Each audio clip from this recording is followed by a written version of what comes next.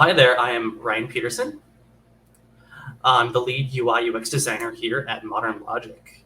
And if you don't know who we are, Modern Logic is a Twin Cities-based consulting company that builds digital solutions for local and non-local businesses. I've been working here for almost 6 years, and I really get to enjoy the fact that I get to work with a variety of clients, a lot of different industry sectors, and just get to meet a lot of cool people that I would never do in this job. Before working here, I was a freelance graphic designer. I focused on branding design, so kind of just like figuring out logos, colors, fonts, all that kind of fun stuff. And then that kind of segued into also website design, and ended up doing a lot of websites based on WordPress, some couple Scratch websites like HTML, CSS, Bootstrap, even a little bit of Webflow here and now. But WordPress is kind of like my bread and butter in terms of developing websites. And that's one thing we offer at Modern Logic. And that's one thing that is super easy for getting set up for numerous clients, is just a really simple website to get built for them for the cheaper than having to do everything from scratch, especially for like e-commerce solutions or even just like a simple blog. And even before that, I was a quality assurance tester. I worked at companies such as Activision Value. I got to work on some games like the World Series of Poker. And like Chip Peterson said earlier, we worked on a variety of Barbie games, like Barbie Fashion Show, Barbie Horse Adventures, you know, all those classic games we all grew up playing. But I'm not talking about Barbie today. Today I'm talking to you about something that's very important to me and something that I kind of struggled with ever since I've entered the graphic design industry, and something I've definitely seen when I've gone to like any sort of like meetup or events where I go to meet a lot of other talented people in the design field. And just like get a little scared, get that anxious, and I'm wondering what that is. And that's imposter syndrome. And so let's kind of get into that. But am I even good enough to be talking imposter syndrome? I'm just a designer. I'm not a psychologist. I'm not a therapist. I have no idea what I'm talking about. I'm just a guy who draws pretty pictures behind his desk. I've been found out. You're going to throw me out the airlock, except that's not true. I don't think I'm an imposter, and I don't think you are either. But what am I talking about when I reference imposter syndrome? It can go by many different names: the imposter phenomenon, the imposter experience, imposterism. So what is this? So let's look at the definition. Imposter syndrome can be defined as a collection of feelings of inadequacy that persist despite evident success. Imposters suffer from chronic self-doubt and a sense of intellectual fraudulence that override any feelings of success or external proof of their competence. It's kind of a mouthful. Simply put, imposter syndrome is the experience of feeling as though at any moment you're going to be found out as a fraud, like you don't belong where you are, and you only got there through sheer luck. I was told a story about my dad, where I mentioned earlier, also did a session this morning, hope you attended, of a CEO of a company that he worked at many years ago. He ended up sitting next to him at a company lunch event, and they just started talking about work, what he did for a living inside the company. And then, of course, he started asking what it was like to be the CEO of an entire company. His response was he wakes up every morning fearing this is the day they figure out he doesn't know what he's doing. This was a CEO. Oops, Siri's interrupting me. This was a CEO of a company that got all the way at the top. So imposter syndrome is at all levels, no matter how much success you have, which leads me into who is affected by imposter syndrome. Imposter syndrome affects everyone across the board, no matter their gender, race, age, or occupation. It can affect everyone and anyone. But imposter syndrome can be more prevalent in people in underrepresented groups. So kind of maybe not seeing a lot of people that look like you, sound like you, dress like you, can kind of create that feeling of being an imposter. And people who suffer from imposter syndrome think others in their field are just as skilled as they are. And those thoughts can spiral to feelings that they don't deserve these accolades and opportunities over others in their field. And these feelings can manifest in a variety of ways. According to the International International Journal of Behavioral Science, Siri keeps interrupting me. It can be roughly estimated that 70% of people will experience imposter syndrome at least once in their life. What are some of the symptoms of imposter syndrome? Imposter syndrome can take on many different forms depending on the person who experiences it. There are several imposter syndromes a person may exhibit. Some of those include feeling like success is impossible, feeling incompetent despite demonstrating competency, fear of not meeting another person's expectations, feeling like past successes and hard work were only due to luck, feeling incapable of performing at the same level every time, feeling uncomfortable with receiving praise or congratulations, feeling disappointed over current accomplishments, feeling doubtful of success, feeling constant pressure to achieve or be better than before, feeling stressed, anxious, or depressed from the feelings of inadequacy. Due to repeated feelings of inadequacy, a person struggling with imposter syndrome can develop other mental health conditions. For instance, negative feelings could lead to anxiety, depression associated with the imposter syndrome.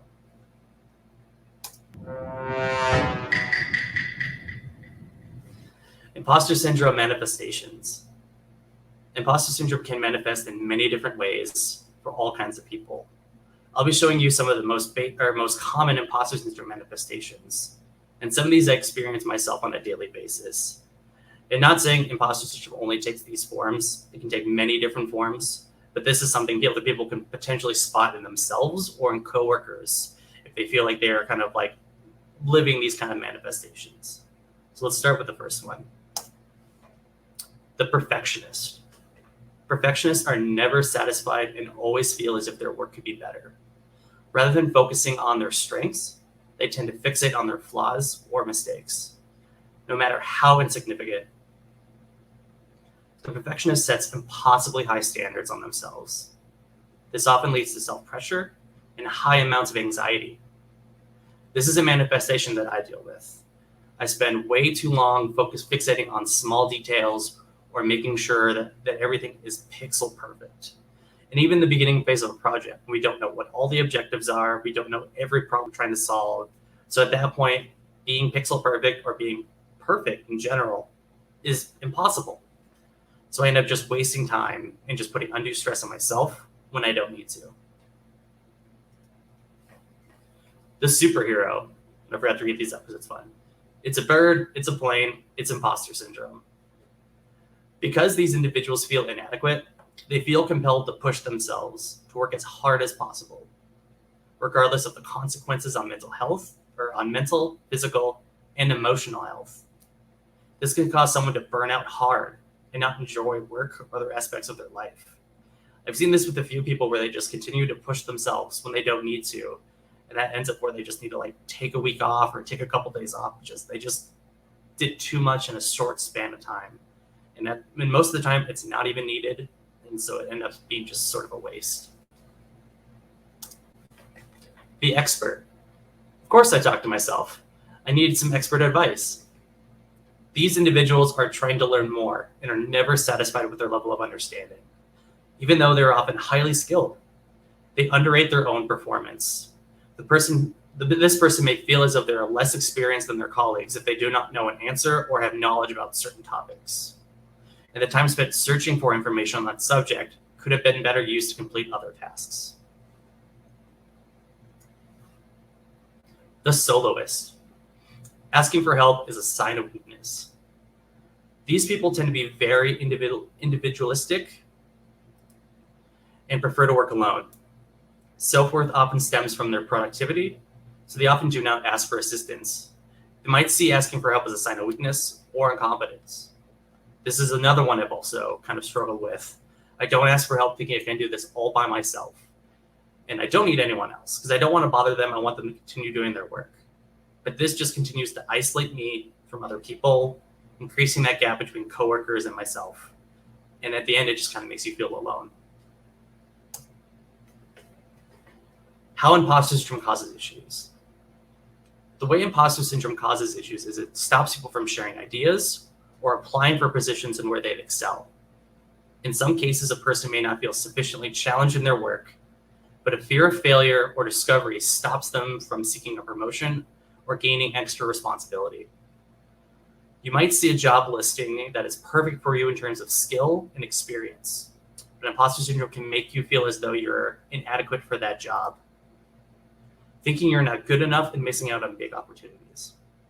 Eventually, these feelings worsen anxiety and may lead to depression. People who experience the syndrome also tend not to talk about how they're feeling to anyone and struggle in silence. How to fight imposter syndrome. You may think by just giving more positive feedback, this will help curb it. This is the way we'll stop imposter syndrome. But it really doesn't. It can be easy for the person to shrug off the praise and blame it on being lucky or just dismissing the positive feedback in general. We may not be able to banish these thoughts and fears, but we can have an open conversation about how common these things are. So I'll be showing you 10 ways you can combat imposter syndrome. Number 1, break the silence.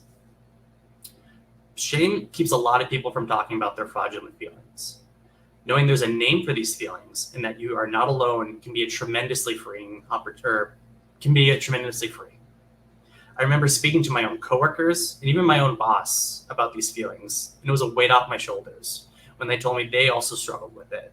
So that's just kind of the first step, is just talking about these feelings. And you'd be surprised like who will come to you and be like, oh yeah, I feel like that all the time. Like when we started working with a new designer on another project, I was horrified because I thought they were going to work with me and then realize that I was a fraud. I'm not a good graphic designer. I just see pretty pictures and I just make my own. And I was mortified. And then years later, randomly got a drink with him again at a brewery and just kind of started talking about that. And he was like, oh yeah, I was scared shitless myself. And he was dealing with those thoughts too, of like he was also going to be found out as a fraud. So you'd be really surprised if you just kind of open yourself up to other people and talk about how these feelings manifest, and you'd be surprised what you hear back. Feelings aren't facts. There are times when you'll make a mistake or feel stupid. It happens to everyone from time to time. But you need to realize that you may feel stupid, or just because you may feel stupid doesn't mean you are. These things happen, and you got to realize that those feelings will pass, and you'll just get on to the next topic, to the next project, and you'll forget about them. Number 3, recognize when you should feel fraudulent. A sense of belonging fosters confidence. If you're one of the only of a few people in a meeting, classroom, field, or workplace who look, sound, or are much older or younger, then it's only natural that sometimes you don't feel like you totally fit in. But instead of taking your self-doubt as a sign of your ineptness, recognize that it might be a normal response to being on the receiving end of social stereotypes about competence and intelligence. It just kind of happens when you're in a room with people that are just very different from you. You feel isolated, but just realize that just because you're not like them doesn't mean you're not as skilled or as hardworking as they are. Number 4, focus on the positives. The good news about having these feelings means you care deeply about the quality of your work. The key is to continue to strive for excellence when it matters most, but don't focus too much over routine tasks and forgive yourself when you make a mistake. Number 5, failure won't kill you. Henry Ford once said, failure is the only opportunity to begin again more intelligently. Instead of beating yourself up or falling short, do what players on the losing sports team do and glean the learning value from the loss and move on reminding yourself, I'll get them next time. Number 6, rethink the rules. If you've been operating under rules like, I should always know the answer, or never ask for help, start asserting your rights. Recognize that you have just as much right as the next person to be wrong, have an off day, or ask for assistance. This is one I kind of struggle with, where I focus too much on being correct on every part of a design I'm working on, fearing that even if one detail is out of place, it's all just going to collapse like a house of cards. That's not true. We're going to make mistakes. It's going to happen. You can be wrong. You can ask the dumb questions. Just got to go for it. Number 7, flip the script. Become consciously aware of the conversation going on in your head when you're in a situation that triggers those imposter feelings. This is your internal script. Then instead of thinking, wait till they find out till I have no idea what I'm doing, tell yourself, Everyone who starts somewhere now or starts somewhere new feels off base in the beginning. I may not know all the answers, but I'm smart enough to know. That Siri just really wants to talk to me. But I'm smart enough. I'm smart enough to find out those answers. Instead of looking in the room and thinking, "Oh my God, everyone here is brilliant," and I'm not. Go, "Wow, everyone here is brilliant. I'm going to learn so much." Number 8, visualize success. Do what professional athletes do. Spend time beforehand picturing yourself making a successful presentation, or calmly posing your question in class. It sure beats picturing impending disaster or doom, and will help with performance-related stress. That's kind of something that was going on here. I was kind of dreading doing this whole session. So I was just visualizing everything going wrong, falling apart. But I think things are going pretty good. Number 9, reward success. Reward yourself. Break the cycle of continually seeking others' approval and then dismissing it. Learn to pat yourself on the back. Sometimes it's just going to be you to give yourself that pep talk or reward yourself where it's like, that project ended, I feel great about it, or that presentation or that meeting. Just think about all the good that came out of it. Give yourself a pat on the back. Maybe go to a brewery with friends afterwards. That always works for me.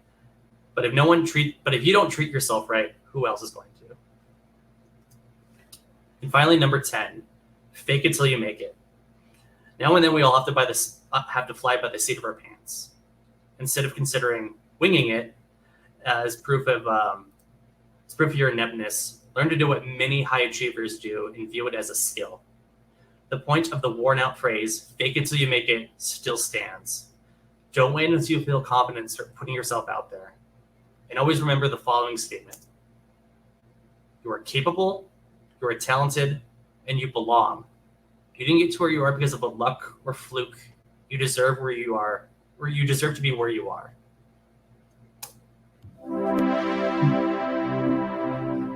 There are 0 imposters among us. And now hopefully after this session, you'll learn that there are no imposters among us. And then I may not be an expert in this area, but I'll be more than happy to answer any questions you may have, or if you want to take this time to share anyone's experiences about dealing with imposter syndrome.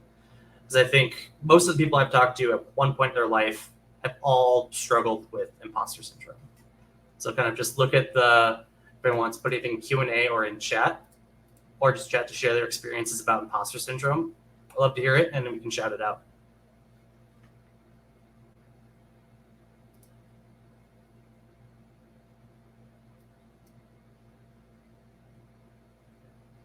Anybody? I know a couple of you here deal with it. All right. We have one from Dylan Brusnak. I've been developing basically forever, and I still feel this sometimes, even when people are coming to me for advice. Yeah, that's something where it's like, if anyone comes to you or to me, for example, of asking for questions about design or anything else I'm really interested in, there's always that thought in the back of my head that are just like flies through of like, why are you talking about this? You are still struggling with all these things. You are not in the position to be giving these advice. But I think that if someone is aware of it, they're able to do more help.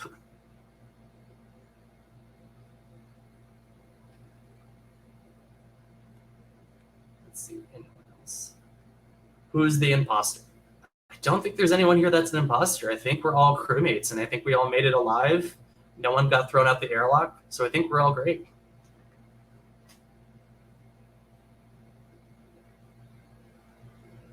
Or it could be Chip. I think Chip's definitely the imposter.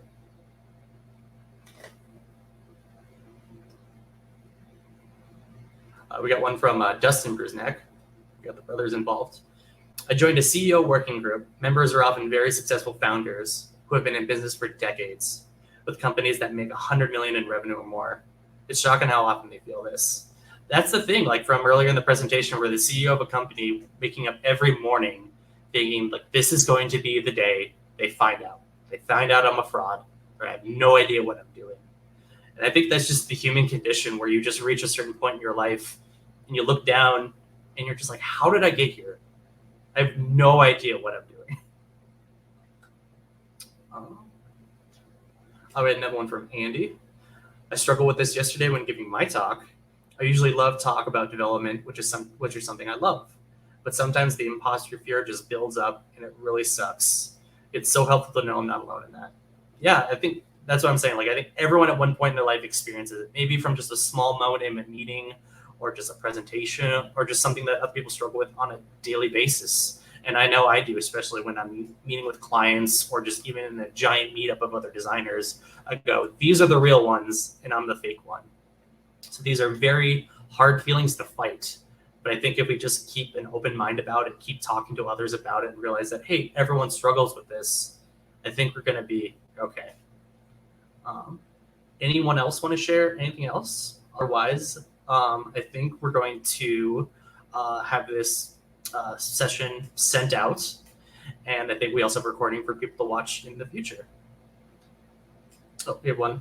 How did you approach your boss about the issue?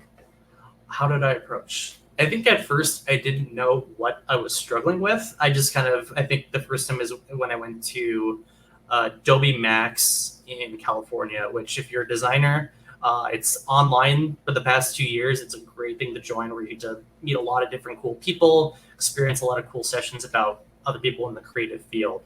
But I remember going there for the first time, I think it was 2016 or 2017. It's all just creative people in different fields, from like designers, filmographers, anything like that. And you go there and you just feel like these are the real ones. It's not me. And I didn't have like a name or a phrase or any sort of like definition to put to those feelings. And I think we just were doing like one-on-ones with my boss. And then I think he brought up imposter syndrome, and then that's when it clicked. Like, I did my own research, I talked about it, and I was like, yeah, this is exactly what I'm feeling and what I'm dealing with. And just putting kind of like a name to that helped a lot. And then just knowing like there's ways to combat it and knowing that other people deal with it. We have one from Keisha. For underrepresented groups, a lot of imposter syndrome comes from being told, often explicitly, that they don't belong or that we don't belong. And it's good to have counters for that. It helps me to remind myself that imposter syndrome is the fact caused by that. Yeah, like earlier in my presentation, I was saying that people from underrepresented groups, that's like ethnicities, genders, anything like that, it can be stronger just because if you walk into a room and just no one is like you in terms of like mannerisms or anything like that, it just creates that sense of isolation, even though it like might not even be fostering. Like no one's feeling or no one's trying to make anyone feel separate, but it's just that kind of feeling we get when we see that we're different from others. But knowing that probably those people on the other side of the room also experienced it can help kind of bring us together in those terms.